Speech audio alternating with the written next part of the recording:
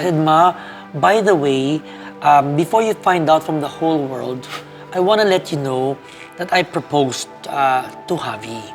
But he's a guy. I go, yes, and don't you want to be with a girl?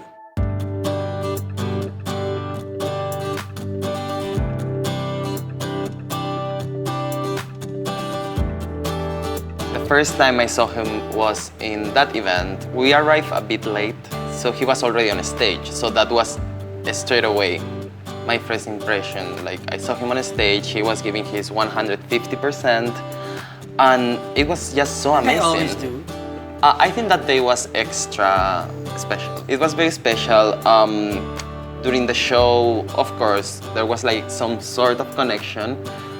I didn't understand half of what he was saying because at that time... At that time, he couldn't speak English. At all, At yeah. all. Well, I could see people from where I was on stage, and I was really focusing on him, All my spiels, my beautiful eyes, my ganon, all naka talaga.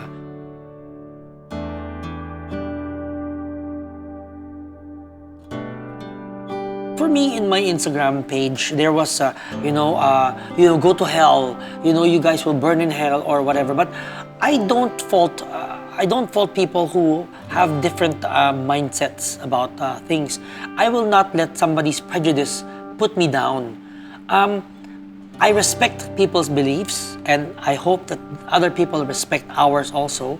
When I hear bad things, I don't really listen to them too much. I really choose what to listen to, and it will be from people I love, from people I care about, and I will always try to see that criticism or whatever they have to say, to take it the best way possible, and of course learn from it.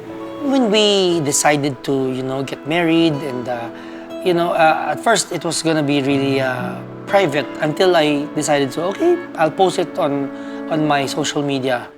And so my friend said, when he saw it and he saw the response of the people, that people were celebrating it, he got shocked, pleasantly surprised that, oh, pwede na pala ang ganyan ngayon, that it can be celebrated. People like me, sabi niya, people like me, people like my other friends who were always afraid of coming out for fear of being judged, for fear of being bullied, for fear of being told that hindi pwede yan, hindi yan tama. Pwede na pala. I said, Ma, I want to let you know that I proposed to Javi. We had a good talk naman. He said, I'm happy for you if that's what makes you happy.